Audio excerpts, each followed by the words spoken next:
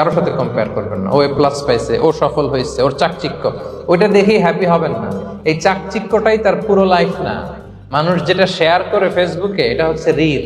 লাইফের কি রিল বুঝেন তো না? সবাই বুঝেন মাশাআল্লাহ। Highlighted reel. আপনি কি মনে করছেন এই যে রিলের মধ্যে যতটুক দেখছেন এটা পুরোটাই ওর লাইফ? না রে ভাই, ওরও অনেক কষ্ট আছে, ওরও অনেক ব্যর্থতা আছে, ফেলিওর আছে, ওইটা ও ঢেকে রাখে, ওটা তো প্রকাশ করে না। দেখবেন আমরা ফেসবুকে ছবি শেয়ার দিলে কি করি, সবচেয়ে ভালো ছবিটা খুঁজি, হাসি দেওয়া, স্মাইলিং ফেস, স্মার্ট লাগতেছে, সুন্দর পিকচার হয়েছে, এটা দেই। কারণ আমি যে হ্যাপি এটা দেখাইতে চাই আমি সবাই, ঠিক কিনা? তার মানে আমার দুঃখের অংশটা তো আমি শেয়ার করি না।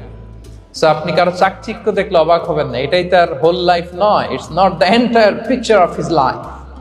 এটা হচ্ছে হাইলাইটেড রিল। এটা কি? সবাই বলেন এটা কি?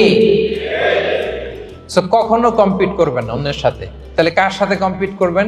Compete with yourself. নিজের সাথে কম্পিট করুন, নিজের সাথে কম্পিট করুন। And try to be the better version of yourself in every single day. প্রতিদিন নিজেকে একটু একটু করে ডেভেলপ করার চেষ্টা করুন।